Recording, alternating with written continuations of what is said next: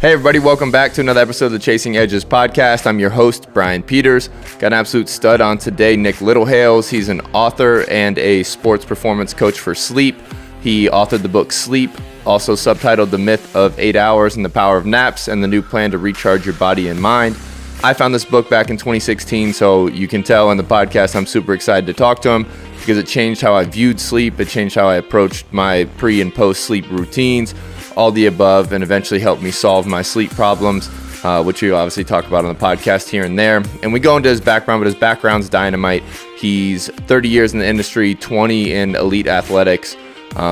He's worked with everybody from Manchester City, Manchester United, Liverpool, F1 racers, rugby players, ultra marathon cyclists, businesses, all the above. And you'll hear the underlying theme that the goal is just to optimize your sleep, optimize being the human, get the most out of your life. And it ends up being an incredible conversation. We go into his sleep program, the R90 program, why he approaches sleep in 90-minute cycles, why he approaches life in 90-minute cycles, how to make your sleep stress-free, how do you not stress about one bad night of sleep, and how to catch up or really just build equity for future nights where you know you're not going to sleep well, whether that's athletes that are playing a night game or facing different levels of stress, also just normal humans that want to be social and live and not be handcuffed by the stress of sleep that shows up when you do step out and you do wake up low energy, how to combat that. And then obviously, I'm asking about all the sups and those kind of things. You'll be intrigued at those answers, but it's a really cool conversation because he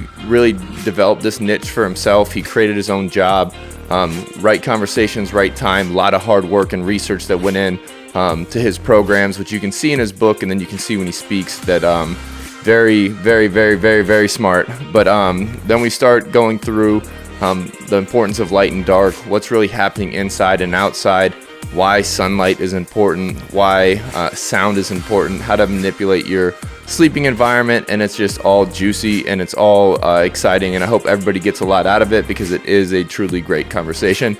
So enjoy.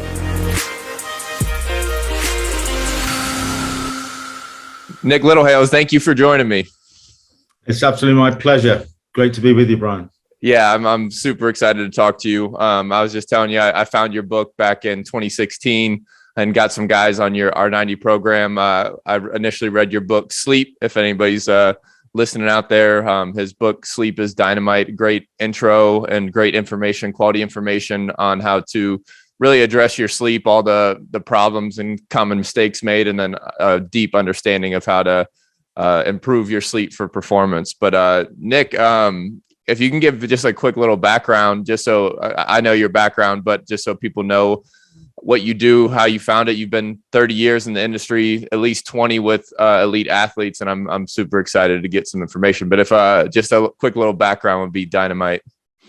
A quick little one's always a bit difficult, but I'll have a go. Loved sports as a teenager, like most. It was a long time ago, back in the sort of late 70s, early 80s. Sport and the world was a completely different place.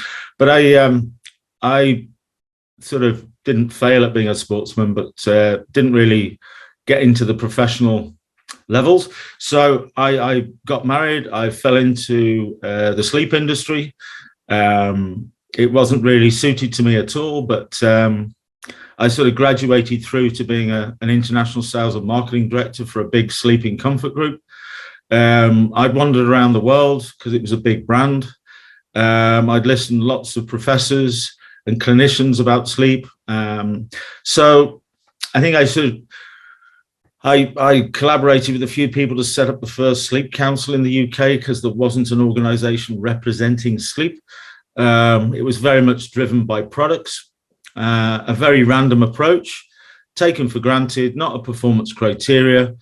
And a lot of the things that I was always hearing was sort of most things that you couldn't really adopt, like, get your 8 hours. If you only get 6, you're going to pass away, sort of thing, and don't eat too late. There was no definitive approach. So a little bit of a midlife crisis. I decided I was going to leave the industry. That led to one or two things, to keep it short. But I ended up in some conversations with Sir Alex Ferguson at Manchester United because that was the local club to my UK office. I developed some particular thoughts about how we could probably redefine sleep, but my industry just wasn't interested. So I explored those with Sir Alex. He became very interested, even in those sort of late 90s, pre-sports science, probably pre-data collection, that sort of area. But he was very open-minded that there was an area of players' lives that was completely uninvestigated, and it might be worthwhile letting me have a look at it. And that's where it all started. It was simply some dialogue. I was still working for my company, working out my 12-month contract. That, because of the Manchester United football team at the time, was very much a sort of British, English player domination. They all played for the national England squad. They were passing on information to the coaches at the England squad about this guy who comes in and talks to us about sleep. The physio for the England squad was a guy called Gary Lewin. He was also the Arsenal Football Club physio. He became very interested. It happened to be coinciding with a French manager arriving at Arsenal called Arsene Wenger, who had a completely different type of approach to athletic performance and football. And so I was asked to do, talk to the players then. And that was when I first realized that there was no such thing as a sports sleep coach. So I kind of had to make up what that was. The Arsenal squad was very multicultural, completely different to Manchester United. So we had players from all over the world. So that sort of added another dimension. And then the stories just drifted on for 2 decades into Euro Championships, to British cycling, to Team Sky, Tour de France, to London 2012 Olympics, to, as you said, I got asked to write a book, which was a bit overwhelming because I hadn't intended to. But that came out in 2016. It's still being published today, some 7 years on, in 17 different languages. So it sort of really resonated with the public, because when the book was written, Brian, it took me out of the cupboards of elite sports and brought me right into the forefront of anybody who could get hold of the book. And I think, like you said, it's almost like when you read it, you kind of think that this already. It kind of reminds you of certain things that are probably we should learn at school in education about this very important recovery process. So it's very easy to pass it on. And, I think that whole natural recovery process has been forgotten for too long. There's lots of myths and misunderstandings. And we've certainly been reminded and continue to get reminded of really how important this area of our 24 hours is to us, and how we really need to find an approach to it. So that's really the sort of journey. But I think along the whole route, I've been going bust. I've been giving up. I've been told to give up because I was very much isolated in my own little world, doing my own little thing. It just happened to be dragged along by elite sport, who continue to look for those marginal gains. And, sleep is a big subject now, and thankfully so. Yeah, I'm a massive fan of. That's why the podcast is called Chasing Edges. I was always just looking for a competitive advantage, like the law of aggregation and marginal gains, like anywhere I could steal recovery or optimal performance and that kind of thing. But to your point, like it's optimal performance for humans in general. And I think your mindset in your book does an incredible job of making you aware that like we are very far from nature. And part of your book is obviously like try and finish the night by the fire and like be cognizant of your sun and your circadian rhythm. And obviously it's got to be incredibly motivating for you that sports science has come on strong these last 20 years and just started to pound that home. With my with my time in the NFL, they start talking about sleep, obviously nutrition, and all these recovery modalities and tracking CNS and vagal tone and all this stuff have showed up. And it's and then now I think it's progressing even further with the podcast world. The Andrew Hubermans of the world, he's starting to get some of this information that you present back in 2016 out to the masses, because I think some of the symptoms of our time basically lead to like us trying to solve these problems now. Like, why are we anxious? Why are we tired? Why do we have low energy? And at the end of the day, like, just focus on being a great human. And that really, as a coach myself, I coach breath work and mental skills. It's like, can you solve your sleep first, and then we can worry about the rest of the day. So so I think you've been right on point, and it's really cool to see you pave the way and eventually create your own niche in the world. That's been powerful. Just to kind of give some people some background who haven't really investigated their sleep before. Why is sleep so important? Like, what happens when we sleep that people should be cognizant of, that maybe that if they're shortcutting themselves a bunch, that like kind of some symptoms that can stack up? Well, it's a big question, and attack it how you will. Yeah. I think it's, on the one hand, from the sort of sleep science side, which there's lots of information and books out there where you can really deep dive into the science of what's actually going on while we're in a sleep state. To sort of simplify it a little bit for everybody. Yeah, definitely. It's very much about absolutely everything about your functionality. Whatever you try and pick up on, absolutely everything, from alertness to happiness to muscle regeneration, to the brain, to appetite, to wherever you want to go, eyesight, you look at it, is that when we drift into that sleep state, then the brain gets this opportunity, if it's allowed to. That's the key point. If it's allowed to, it's able to sort of semi-paralyze you, shut pretty much everything down if it can, and start to repair everything, right?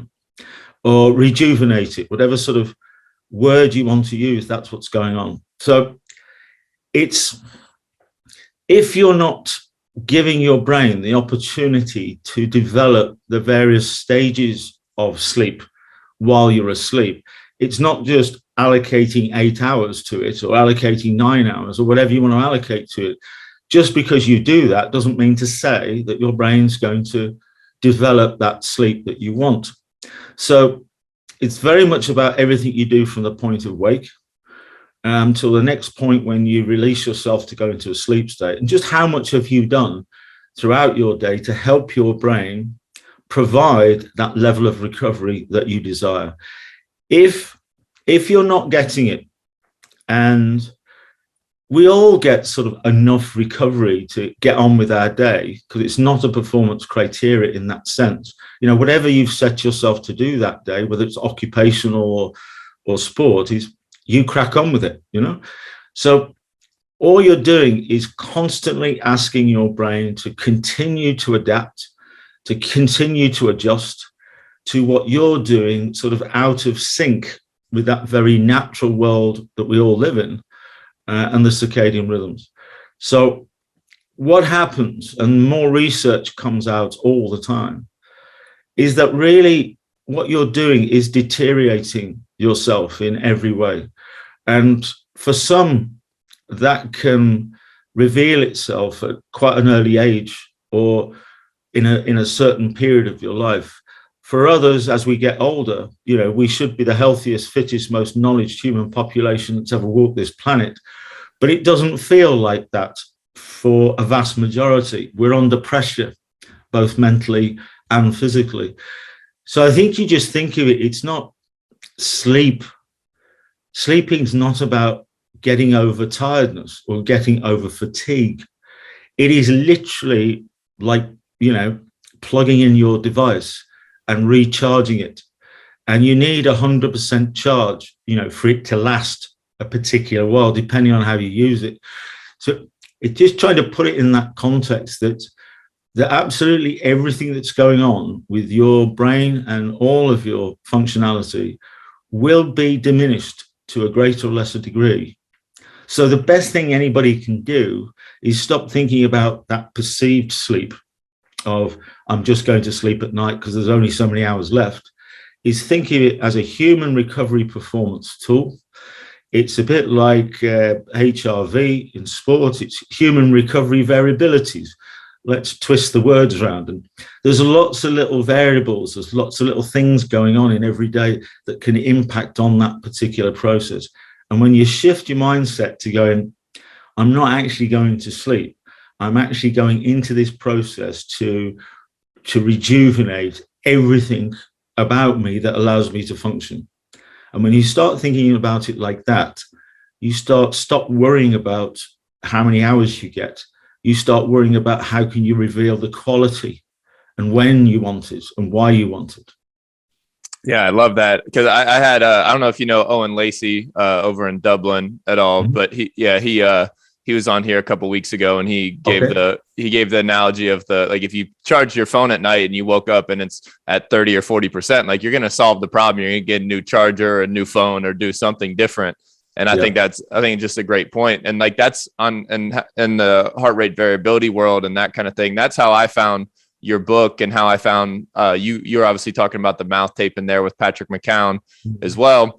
That's how I solved the problem. Like, eventually, like, they actually put the Garmin on us and had us like track our heart rate variability all day and all night. And I couldn't get back. With the Whoop, I couldn't get back my recovery score.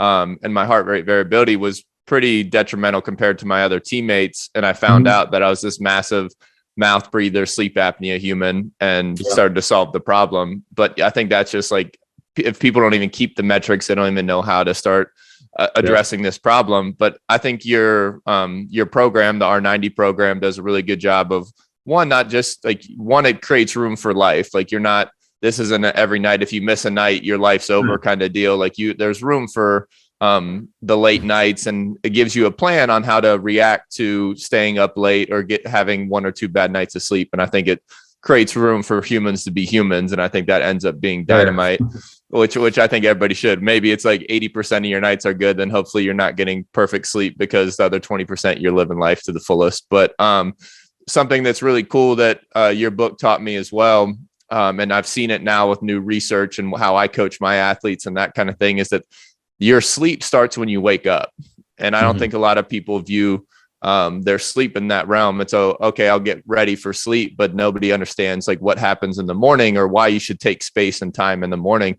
If you could go into that a little bit, how you break that down to somebody that's still learning about sleep, or like one of your athletes. Well, it was trying to find, you can't stand up in front of some elite athletes who are all younger than you and no fear, and smash it every time, and start talking to them about, don't eat too late, and the room temperature's got to be like this, and you need to get your 8 hours. And they're just going to turn around to you and go, well, what about the games we play at 8 o'clock at night and we don't get back home until 2 o'clock in the morning?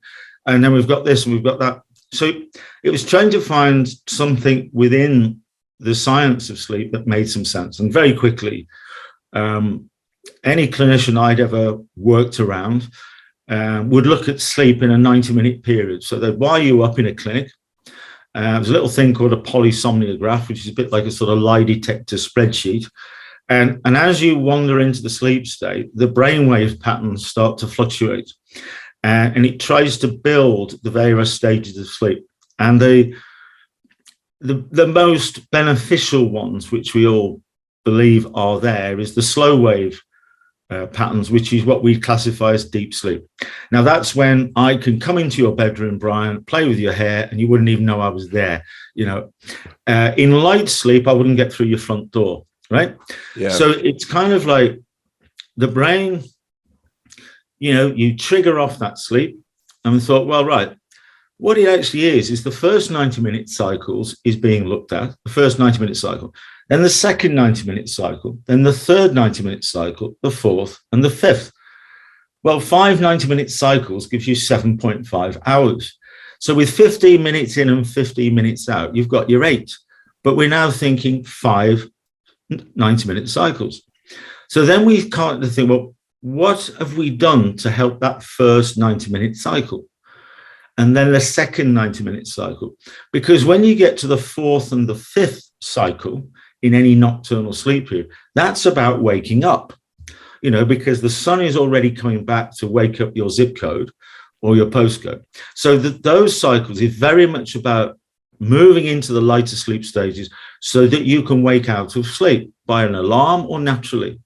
So you start to think, well, actually sleep is really important in the first 2, maybe 3 cycles, because that's when the brain is really looking for those deeper sleep stages. And it's only 20% of any period.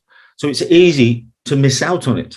So that's why a lot of people might allocate a long time to sleep, and they might feel they've slept all the way through that period, but they don't feel refreshed because they've kind of got stuck in those lighter sleep stages for all sorts of reasons about the variables of the day. So I sort of look at it is, think about 90-minute cycles. Think about your most consistent start to your day.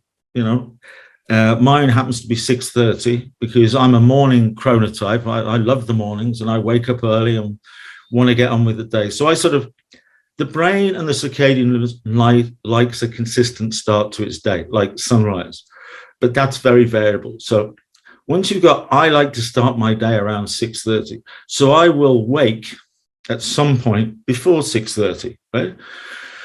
No specific time, but I will wake in that final cycle. So if you take 6:30, I chop my day up into 16 cycles of 90 minutes.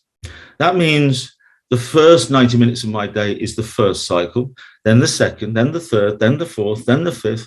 It goes all the way around to the 16th cycle, which is the wake cycle, which for me is between 5 and 6:30. That's the 90 minutes into my natural start to my day. So when you start to think like that, you sort of go, it doesn't matter how I slept last night, right? That's what it was. So start the day, give it a nice consistent start. The brain loves it. You've got to think about loads of light, because that's about blue light and serotonin and unsuppressing functionality. You've got to think of little mental challenges. You've got to think of trying to create an unrushed approach to the start of your day as best you can. And that really sets you and your brain up, bowel and bladder, feeding off the good stuff and fueling up and stuff like that. So it sort of brings you into the world in the best way possible.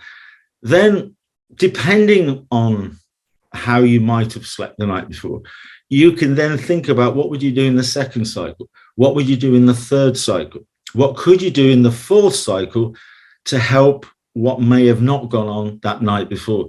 So you start to think in what's called a polyphasic sleep approach. And that means you're looking for your recovery in a more multiphasic way, not specifically sleep as we all perceive it in one block, because that's monophasic.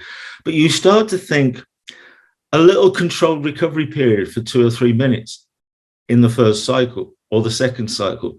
What about that midday period, which is a natural recovery area? So we start thinking of controlled recovery periods rather than naps, because naps, snoozes for losers. It's the way I develop my recovery throughout those 16 cycles. And I can adjust that and adapt to that as any week pans out in front of me.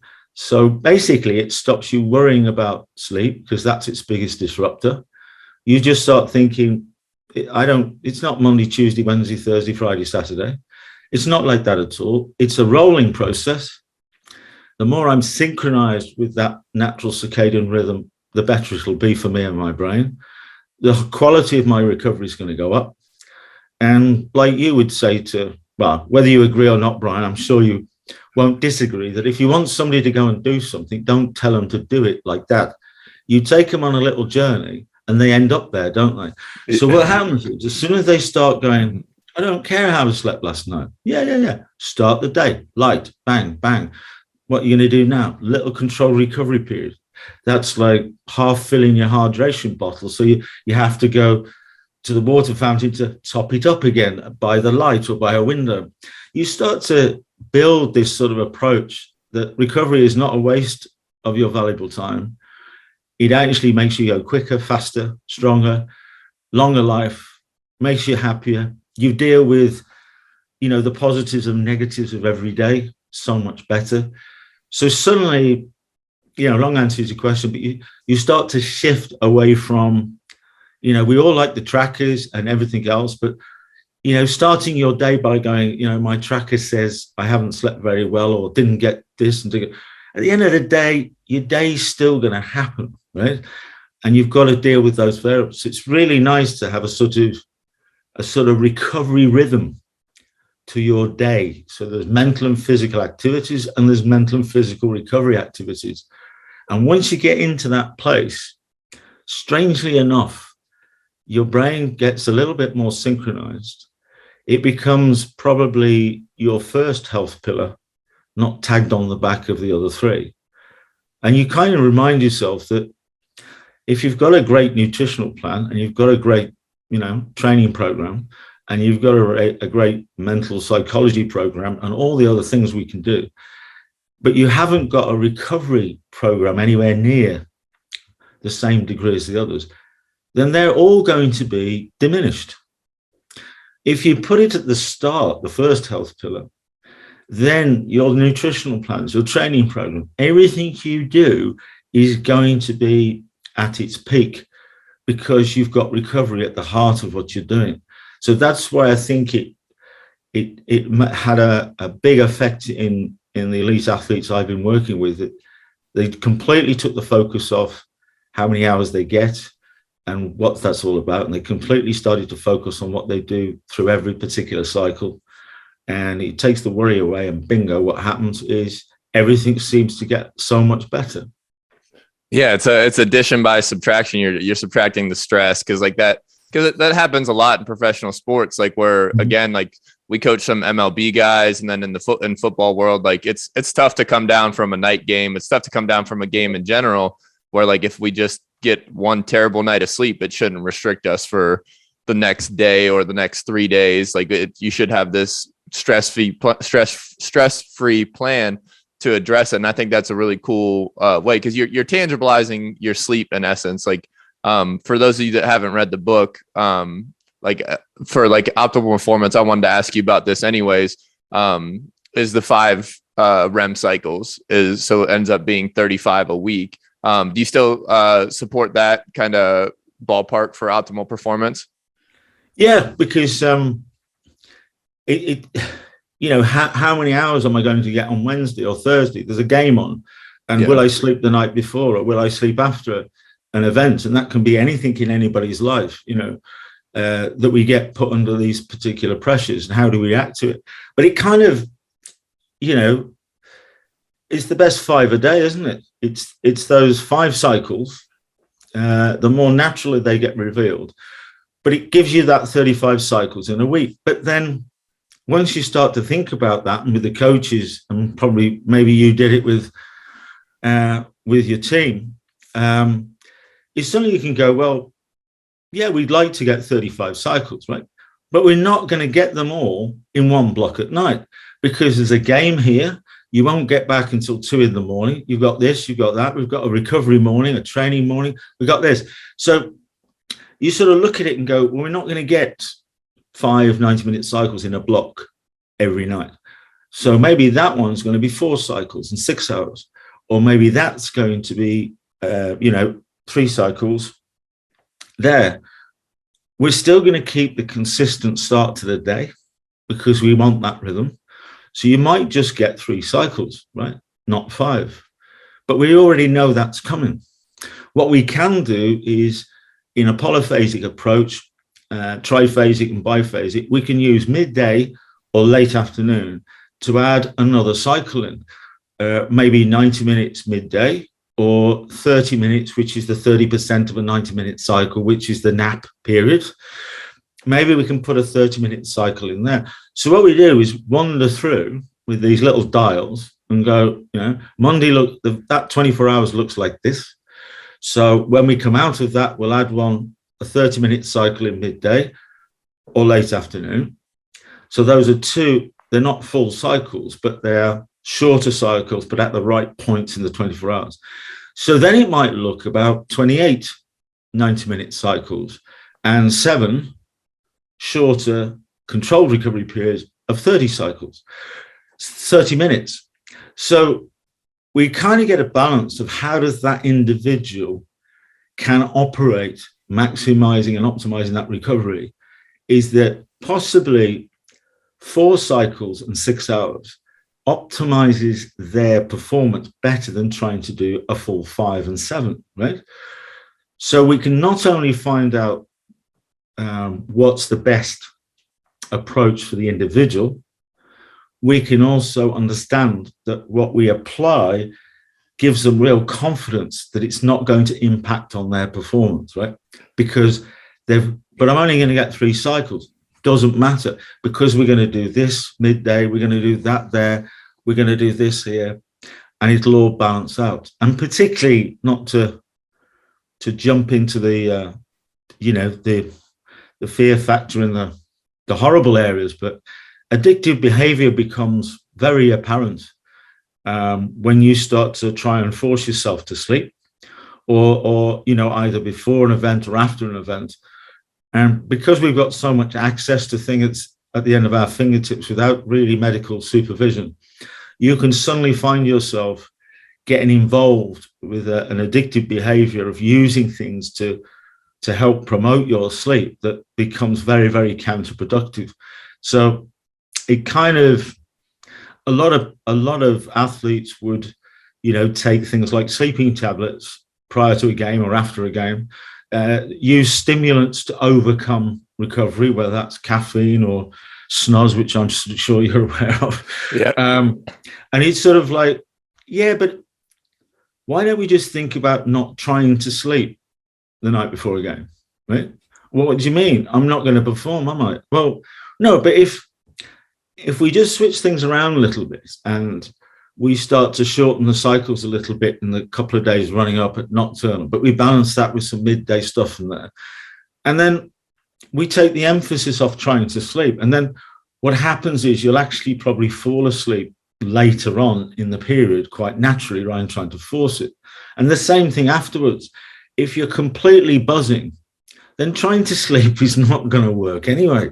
So kind of, have you never, ever had a night when you didn't sleep at all or really badly, but still smashed it the following day, right? Yeah. And I think it's putting that sort of confidence in is that will still happen, but we don't want to try and force it. And we don't want to try and do that. We just keep a nice rhythm going along and it'll feel like we're not getting our 8 hours. But actually what happens is over the 7-day period, we've developed all the recovery we wanted. It just didn't feel and look like one block at night, Monday to Sunday. Yeah, it's almost like, because like the subtitle of the book is The Myth of 8 Hours of Sleep and the Proper Use of Naps, which I think I was very scared about that title, I tell you, because I'm not an academic or clinical person, but I'm certainly not unintelligent and have been around. But it's like, really? The myth of 8 hours? I'm going to get slaughtered by the clinical professional. But strangely enough, the public just went, well, I'm a nurse. I'm a doctor, I'm a surgeon, I'm a parent, I'm a pilot, I'm a stewardess, I'm a steward. You just can't apply those things to the world that I live in. So I just ignore it and just do what I think's right. And I thought, well, that doesn't make sense. You've got to give them some hope. But that's just the avoidance in our psychology. But the cool thing is the freedom. So the recovery periods he's talking about in the day are the naps. And obviously, like, we usually get stressed out when you don't hit your number of hours, whether that's 4, 5, 6, 8, like those kind of things. So the freedom that comes from this mindset, I think, is dynamite. And I end up using the program dialed for my last 2 years playing in the NFL. And it got to the point where, like, now, like, you basically remove all the stress. If I got a bad night, I could insert a nap here, like the 90 minutes or in that 1 to 3 window, or like I think it was like 4 to 6 window. I do the 30 minutes, not to generate the sleep inertia and those kind of things. And so, but regardless of the fact, like how I approach the program and how you describe it in the book is you find your anchor wake up time. and then you count backwards in 90-minute cycles and you try and hit those windows. Like that's how you fall asleep and eventually wake up at the end of a REM cycle a little more fresh, whether it was 4.5, 6, 7.5, or 9. And for a while there, I was trying to get 9 just to overdo it. But eventually, but regardless of the fact of what time I would go to sleep, I'd wake up without an alarm at my anchor wake up time, like give or take 2 minutes. So like that was kind of like the proof for me that this is like just through feel and like just the accuracy of me waking up, like what you're talking about's right. And then intuitively, I felt better after I did about 2-3 weeks. It was night and day. My Whoop scores and I was taping my mouth at this time too. And my Garmin said I was dialed as far as recovery. So I dropped the stress. So I stopped tracking and those kind of things. But the freedom and like, I just think some people, like, especially like obviously night shift workers are an outlier in this area, but so many of my people just like the stress they carry around of knowing they're on low energy. And then obviously that bleeds into the world of substance abuse. And by substances, I'm not referring to anything crazy here, but like the sleep pills and the caffeine and nicotines and stuff you referenced. But so like, I just think people are pretty far away from feel that if you like, again, commit to the program or commit to taking care of these details or trying it and feeling it, I think it's a righteous endeavor for those of you listening. But since we're already in the category of substances, yeah, I'm a fan, and I've demoed and gone through a lot of the sleep supplements or mixes and everything under the sun in general. But do you have anything that you do recommend to people trying to maximize their sleep from like a substance standpoint? Assuming that like their sleep is fine. Is there any ways to maximize sleep from a supplement standpoint that you've come across? There's, like you said, and that they keep arriving on my desk, daily. Endorse me. Yeah. Yeah. I think sort of we're all aware of trying to increase performance through supplements and proteins and all sorts of things. But I think what I would generally say is as soon as you start to take something orally to help you sleep or enhance your sleep, then it's what happens when they're not there, or how do you take them away? Invariably, most of them have certain ingredients that in certain circumstances would help trigger the sleep state. But that's the same about binaural beats and headspace. That sounds and visualization does exactly the same. I'd be more inclined to think about natural means as opposed to supplementation. Yeah. And I think, whenever the thing is about sleep is I coach people to sleep anywhere, anytime, on anything, in any place, up the side of a mountain, in a hotel somewhere, far away from everywhere, or on the side of a road in a 24-hour race across America, mountain bike thing, whatever it is, dump it on the floor, 20 minutes back on the bike, So it's kind of like when you think about wherever you choose to sleep or have to sleep, and certainly with a lot of US sport, they spend unreal amounts of time crossing time zones, East Coast to West Coast, in coaches and all sorts of things, don't you? So it's kind of like there's certain little triggers, and I think the best ones are always sound. It tends to give you that feeling of calm. It puts the thoughts and the anxieties in a certain place, and it travels. So what we always focus on is, you might have a bedroom that's full of all these wonderful things to help you sleep or help you relax, or it's your private sanctuary and you've got blackout blinds, you've got temperature control, you've got this and you've got that. But then you end up, in a hotel in Beijing, and your recovery is going to be reduced quite big time because you're in an unfamiliar place. So it's anything that can trigger that sort of security, familiarization, and sound would always be a really good one, because it's and particularly things like white noise or stuff like that. Anything that you can replicate wherever you are, whether it's up the side of a mountain, in a fancy hotel, or at home, that triggers that process. And don't be reliant on things that you've got to keep taking. 2 reasons. It can end up flipping expensive. You know, there's a tub of capsules on my desk right now that would cost you like $80, and that's going to last you probably 7 days. You know what I mean? So it's kind of I've been down the maybe I'm a bit old school in that sense, but I think whenever you get involved with certain sports like cycling and big tours and Tour de France's, the main subject happens to be enhancement. And still it is apparent today, although it's much cleaner. So it's almost like anything that you put in orally that's not sort of natural foods and drinks and fluids, kind of sort of things that you want to keep away from that as much as possible.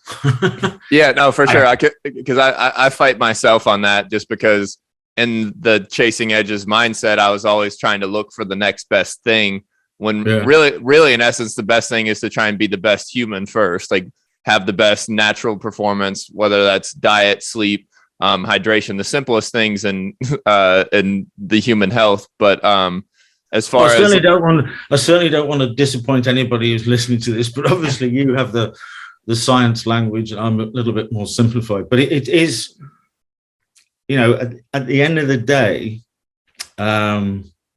it's a very natural process. You should be able to do it. You don't have to force it. And that's sort of in our DNA to deep dive into anything in an isolated way, like some eye masks or a tracker or that supplement or a new mattress or a new pillow or something that we dive into that we think will just change it. Your best one, and it'll last you for the rest of your life, is just wander through those 7 KSRIs, add up your little 1%, raise your awareness of it, and now you're set for life. Whatever you do in your life, that technique will stay with you, because as long as you've got a brain, bodily functions, and you live on this planet, and the sun goes around it, as long as those things are in place, because if they're not, we won't be here. But if those things are in place, this technique doesn't change. It simply allows you to do whatever you want, even if it's put you under a massive amount of pressure. Yeah, it's a timeless, maximal, optimal recovery tool, which I think a lot of players overlook. I think humans overlook it in general too. And so the more I've gone down the rabbit hole as well, and like I've gotten off my sleep supplements, in essence, like the melatonins, the thionines, whatever, glycine, etc. But the more I've learned about what happens in the morning, what obviously you get this cortisol spike, this serotonin spike, where eventually like your dopamine and then now like your epinephrine and like adrenaline, all these things, and melatonin eventually is produced from that serotonin, I believe. So all that ends up being like you have these natural systems that are working in the morning if you're aware. Again, like a lot of what I end up coaching in the breath world is like consciousness and awareness. If you're just aware of it, like things get a lot easier. My breathing through my mouth and nose, which obviously like you cover, but if you really understand, and it's the same with like the adenosine concept. Like as adenosine compounds, like that's your tiredness, and like that's why the coffee, like I think it's the caffeine in general. It dulls the adenosine receptors. It's not giving you energy. It's just blocking your tiredness, is kind of how I tell guys it is sometimes. And but even in that conscious 90 minutes, when you wake up, like you like pushing off the caffeine 60, 90 minutes and things like that can help the adenosine flush out if you didn't get the full 5 cycles or just a good night's sleep in general. And I just think like, those are the supplements. Your body's making the natural supplements, but we're just tinkering with them and eventually causing more problems than doing the healing. So I just want to get some of that information out there. But then and then so we'll get away from the supplements, since we both agree that they're not necessary. I think just something that's become very apparent and really powerful over the last few years with me and a lot of the clients was just this, and you mentioned melatonin production and stuff like that, is the relationship with light. And it's like being outside, fine, feels great, doesn't it? Up in the mountains, circadian rhythms, yeah. But it's all this like, shut your tech down, blue light's bad for you. Because it's creating serotonin, and that's telling the brain to unsuppress everything rather than letting you go to sleep. So you're producing serotonin, not melatonin. And I started to hear all this, and I just thought, well, you haven't even educated them how blue light is amazing. It's a free energy source that's amazing. It triggers off serotonin. It triggers off unsuppressing everything. It balances our mood and motivation throughout the first 2 phases of the day. And then you move out of that blue light area into diminished light, which is not dark. Where you're sat right now, Brian, is diminished light. That's melatonin world, where you are right now, right? And they were going like, well, what do you mean, Nick? So I said, look, download this free app onto your phone, right? And it's called the Lux Light Meter if you're on iOS, or where you're Android. Just get a free Lux Light Meter, LUX, because LUX is lumens, right? So what it's doing, it'll just use our cameras, right? No scientific behind this, but we'll use the cameras and it'll show us just how much light we have around us with our device. So download it, bang, it's free. There it is. Puts a little dial on the device and it's going 200 lux. And you just move it 0.5 millimeter and it goes 250 lux. And you move it a meter that way and it goes 100 lux. Then over, you're just moving it within a sort of meter square of your body, whether you're inside. And said, well, what we know is that human beings on the planet, when they're outside all the time, daylight could be anything up to 100,000 lux. It's not dangerous. But while we were wandering around in the first 2 phases of the day, sunrise, midday, sunset, our average exposure could be around 10,000 lux. We're looking up, we're looking down, because the blue light enters the eyelids into a little gland called the pineal gland and creates serotonin. So average would be 10,000 lux. So why don't we think along the lines of, in every 90 minutes, your first cycle of the day, from your start point, your anchor point, as you put it, is we need at least an average of 1,000 lux, an average, right? That means we should be in at least 2,000 or 3,000 lux for 10, 15 minutes, walking the dog or something. But the rest of the time when we're inside, so how do we know what that average is? Well, we need to just check it. So you wander around the house and you go, well, Brian sat there doing this podcast, and you have a little look at the light meter and it goes, it's barely 150 lux, right? So if you spend a period of time in that light, you're trying to be mentally active. But actually what you're doing is producing a hormone that's telling the brain to slow down. So you're chasing yourself, right? So that's why I won't do it if you're not videoing this, but you can see there's quite a lot of light in this room. And there's the windows into my garden, and it's just glass. And while I'm sat here before I came on, it was measuring around 250 lux when I'm sat here right now in front of you. And just moving towards the window, which is less than a meter away from me, inside still, it was nearly 5,000 lux by the window. If I just stepped outside, it was over 80,000 lux on the other side of the glass, right? So what you start to do is you start to get a real relationship with how to create these hormones in the right levels, in the right balance, by just having a more natural relationship with light. And whether you can be outside or not is irrelevant, because you can recreate that light using light therapy tools in and around your home to create that sort of more natural circadian feel to your day. So you can be very active in the evenings in light, but as long as it's not blue.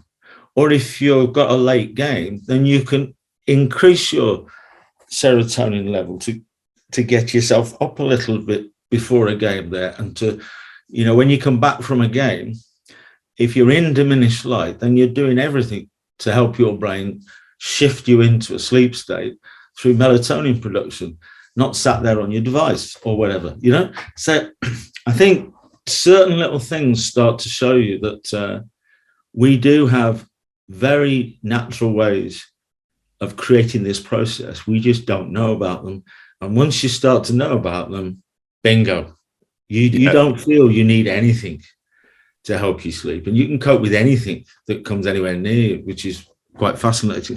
No, I freaking love that, just because like that's so tangible. Like it's super easy. Like obviously an app that tracks that makes it really easy to at least become aware and start doing your own math on your exposure and those kind of things. Because we do the same thing with the breath, like if you can like how to control your state, like what's your respiratory rate. Obviously we get into like tidal volume and all these kind of things too, consciousness of what you're breathing, like mouth, nose, and like that does wonders for humans. Like some of the people we coach, just becoming conscious of that and then solving like the mouth tape sleep at night has just changed people's lives. So like that's why anything that we can pull into consciousness and awareness, and then now like light now has a whole new frame of reference for me now too. I'm going to start playing with that once we get off of here, just to get a feel for it. It's like you said, your other podcast, it's like, and I mention it, and sometimes it's a bit cliched, isn't it? It's like plugging your charger in and charging up your device.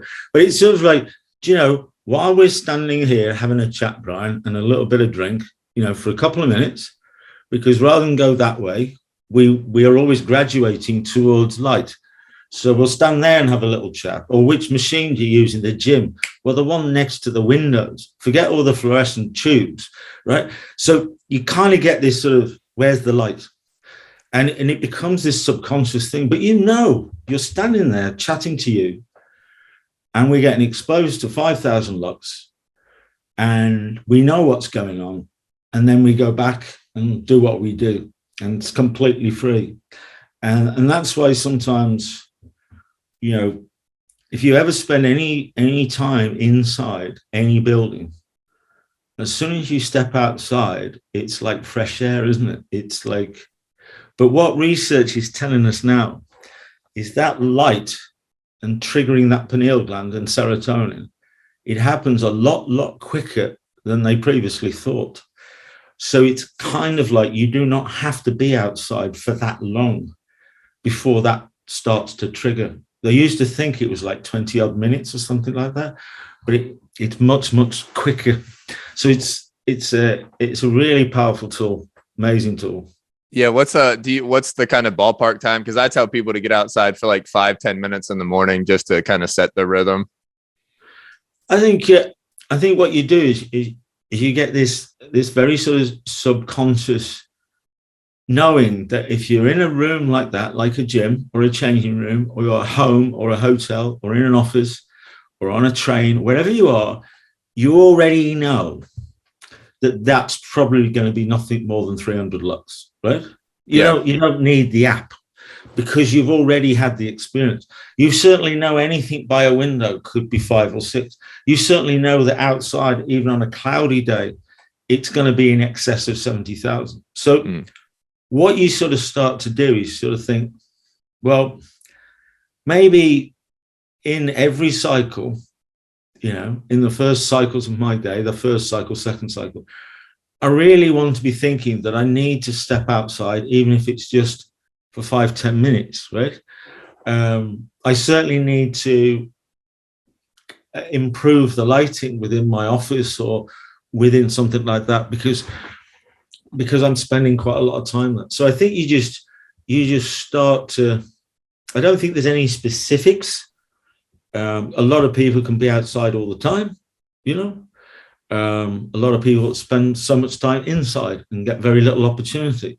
So I tend to not make too many specifics, other than do as much as you can every day to get by that window. If you're a surgeon or a nurse, how you walk around a hospital, go out that door, walk down there and come in that door because you're going to that theatre, rather than down the corridor. You just find as many ways as you possibly can to expose yourself to synthetic light or outside daylight as much as you possibly can. And that's really just your goal. And any anything will help that process rather than saying you've got to be outside for 20 minutes. Yeah, you go towards the light all day long. Yeah.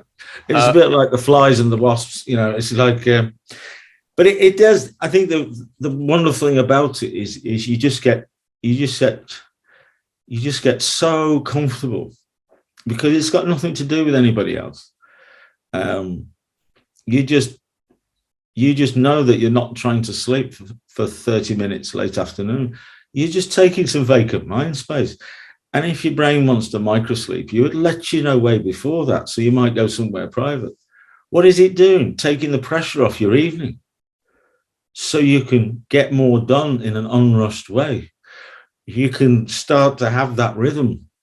And suddenly you just know that I think it's like if you had a 60-minute workout and you took, 3 or 4, 5 minutes out of that 60-minute workout just to sit in the changing room with a towel over your head, having a controlled recovery period, you'll get more out of that 55 minutes than you would out of the 60.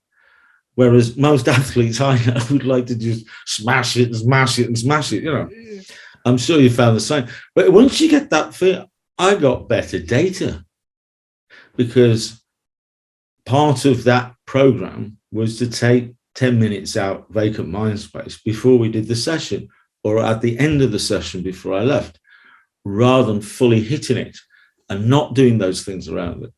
So, I am certainly not in my 20s anymore. So I spent a long time in a world without technology. There was loads of recovery moments in anybody's life who are in their 50s and 60s now.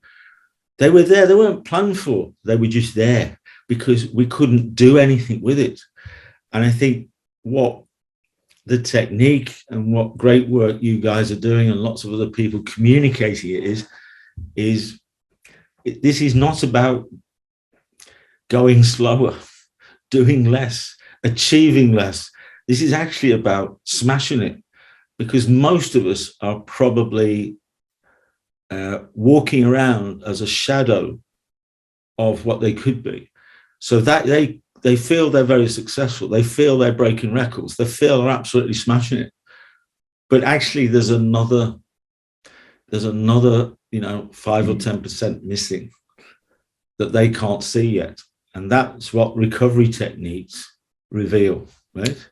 Yeah, and you shouldn't feel guilty. Like rest is productive.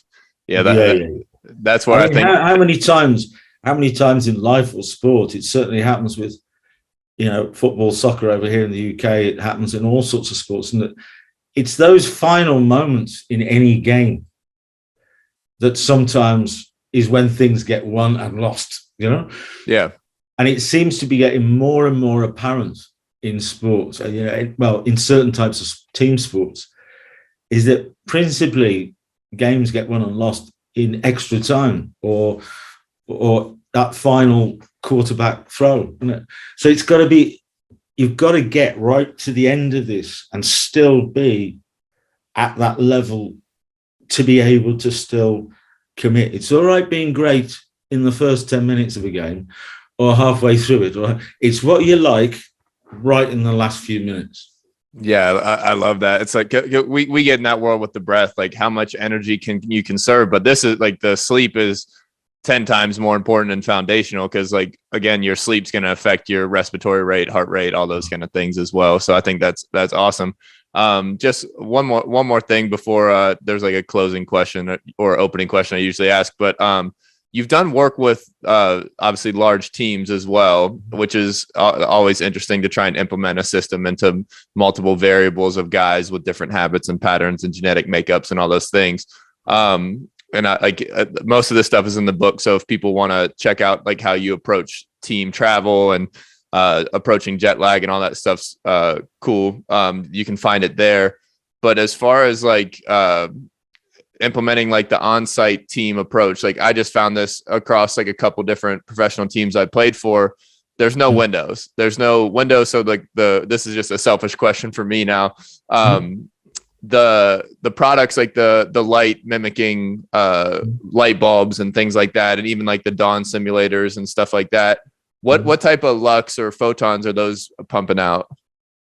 Like what you want to look for is, like I mentioned before, about, if you tap it in your browser and look at lux and humans and blue light and serotonin, you'll probably come across this sort of average of 10,000 lux, and that's basically the 24-hour clock that we put on it. The sunrises, you get into midday, so you get that big hit of light where we should be active. Midday, then into sunset, so it drifts away, and then you've got diminished light, and then you've got full on dark. But the sun is already coming back to light up your zip code from about 2 o'clock onwards, right? So that's a real sort of balance. So what you look for in any device is, don't go too gadget orientated, keep it very simple to be able to switch it on by your desk. I've got one on my desk here as a desk lamp, and it wants to emit 10,000 lux. Anything under that, or the quality of that light, then you're not really getting what you need. So I can just, like I say, I'm sitting in this office for a couple of hours. I know that, and I can't get outside. I can't really get towards the window because I'm talking to you for too long. So I hit the button, and it just puts that level of light into the room. So I know I'm getting that average up. But about 10,000, you get lots of portable things. Philips is a big company that do a lot of them. There's Lumi, which is another. But you just go in, and there's lots of little portable things. I've got 2 or 3 up here.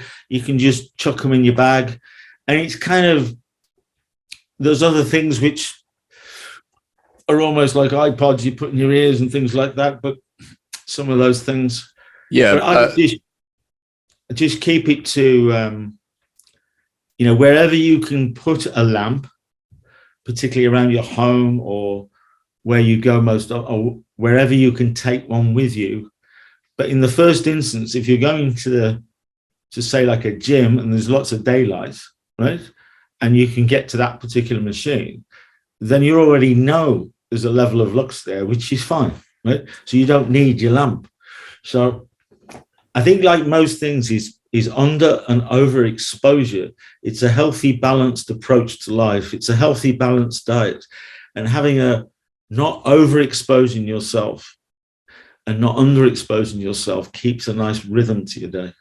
Yeah, I was probably a bad job tempting the question, but just because we got tested with the Texans and our team was 93% vitamin D deficient. Obviously, we were outside 2 hours a day for practice, and then we're in this cell of a stadium.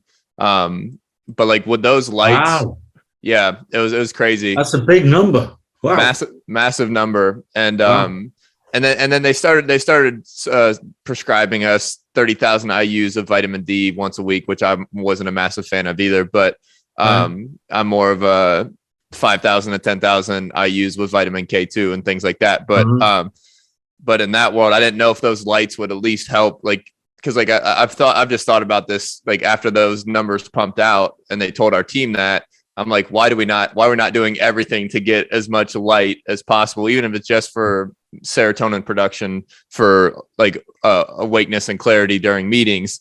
But we're sitting 10 hours in a basically a cement cell. Well, I think it's a really good question, and the advancements are just amazing when you look back at everything that's been done. But I think in these particular, I've just been consulting on three new training facilities, 2 in the UK and 1 in Europe, and they have circadian daylight lighting inside the training center. So what it literally is just happening around you and you don't even know it, So what's that product? What's that product called? Do you know? Oh, if you just go into, say, because there's lots of different sort of companies that get it, but if you just put circadian lighting facilities, circadian lighting facilities, some sort of search like that. I mean, I can probably get you a link from a colleague of mine who works in that area, Cam. Even to even to things like there's walls in the changing room, and you don't even know that's a light. You know, Interesting. Yeah. And it's emitting that level of lux while you're putting your boots on and having a shower and stuff like that.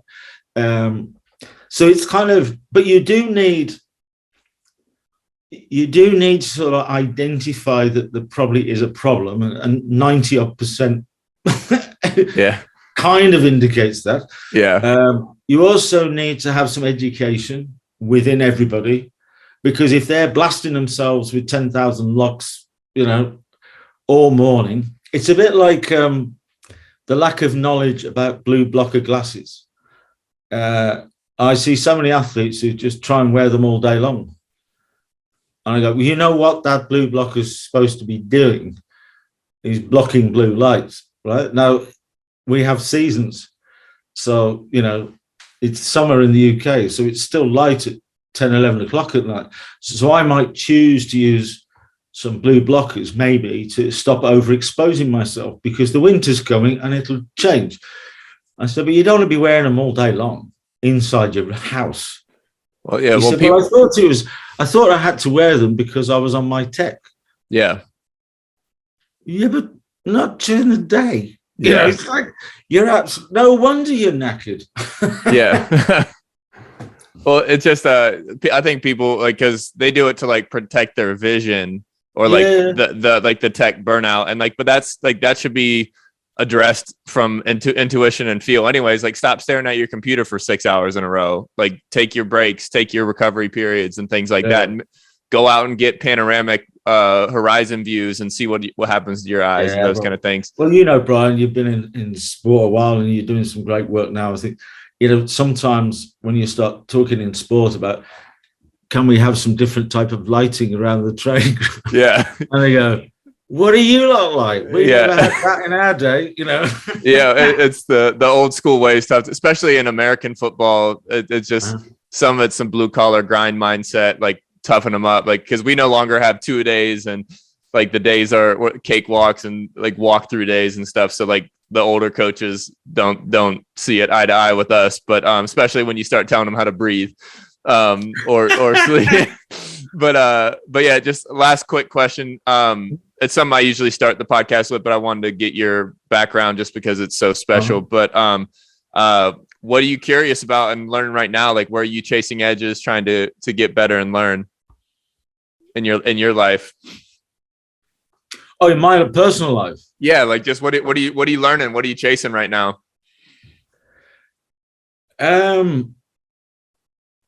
Wow.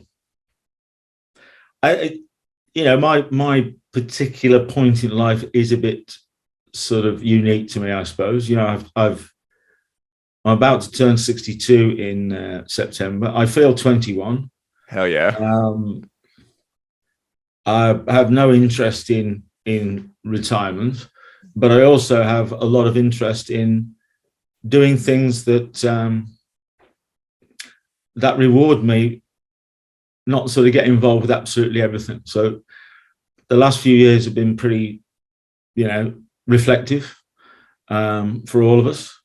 But I think, I am in that great position to be able to not just chase everything that comes through the mailbox.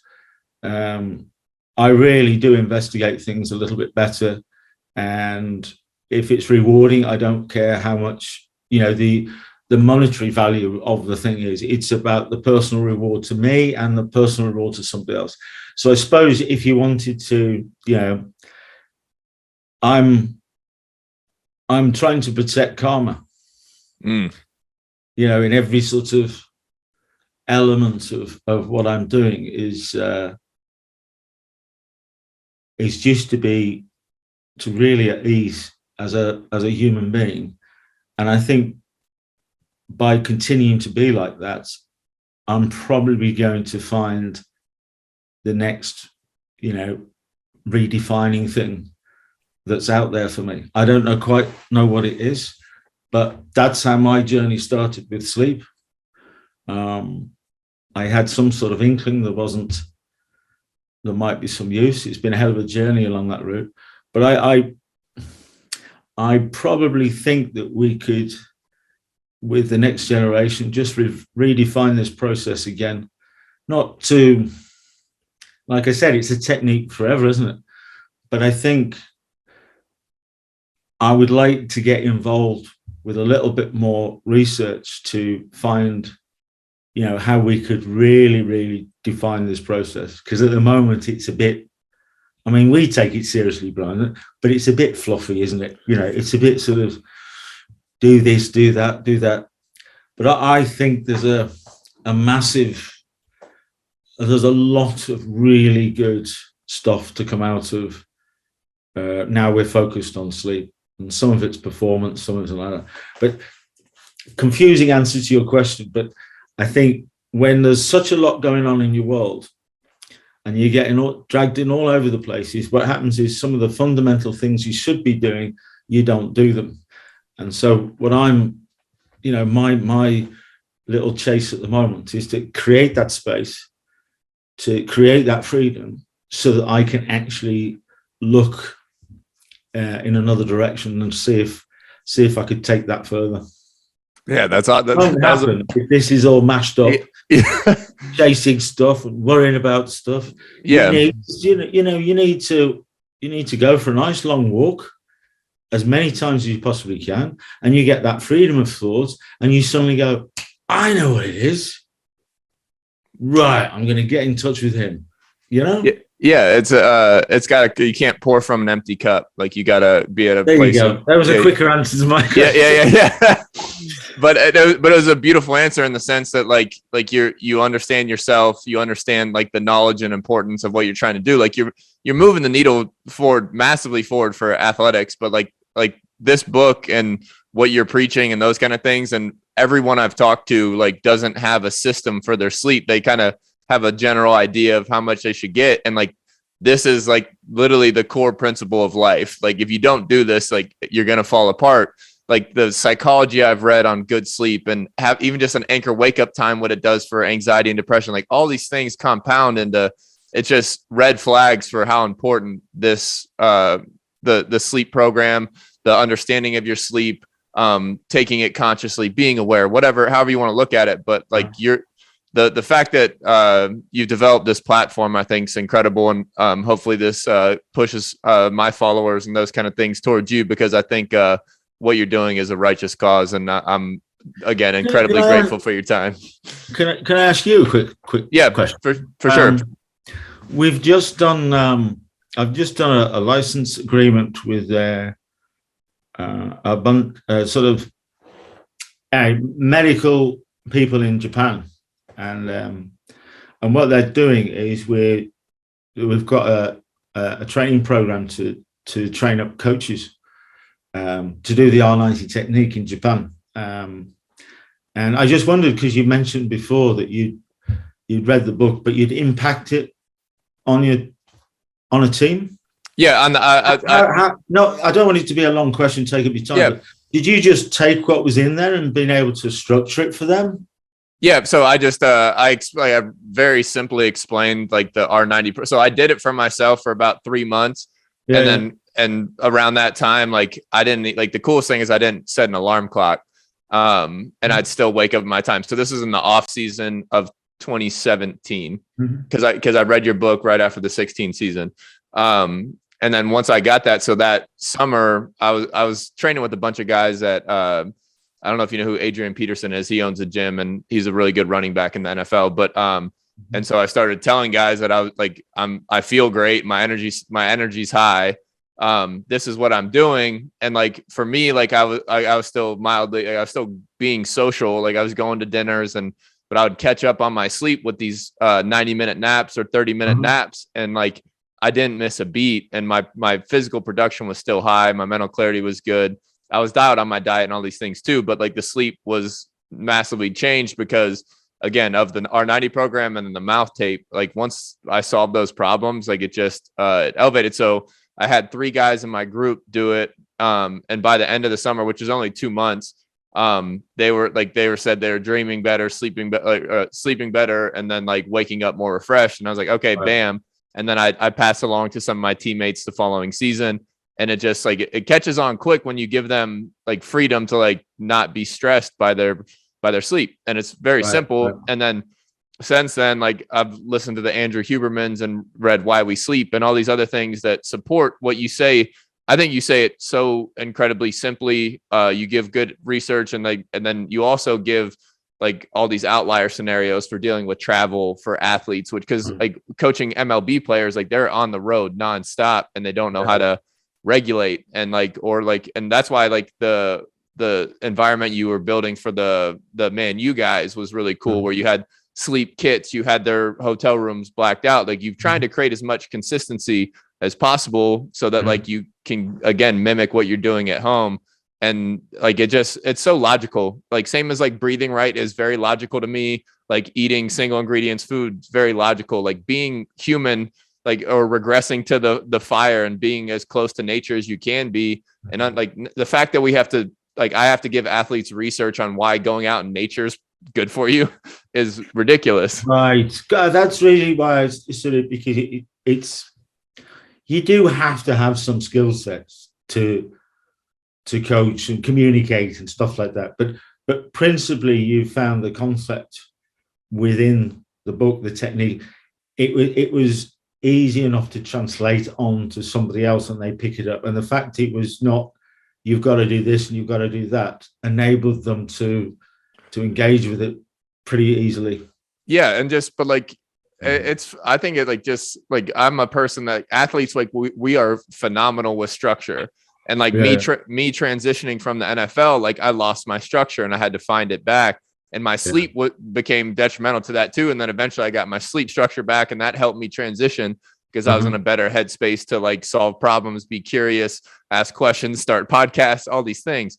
And it just made sense to me. But like the R90 program, like and again, like it's like give or take, you'll find once you try it, you'll feel it in essence. But like, it's so simple because like now like a 90-minute wind down period makes sense. And like, you can still do anything you want to do in life. Like you can still watch your TV and you do all these other things if you really want to, but it's not rocket surgery in the fact that like, it's not doable.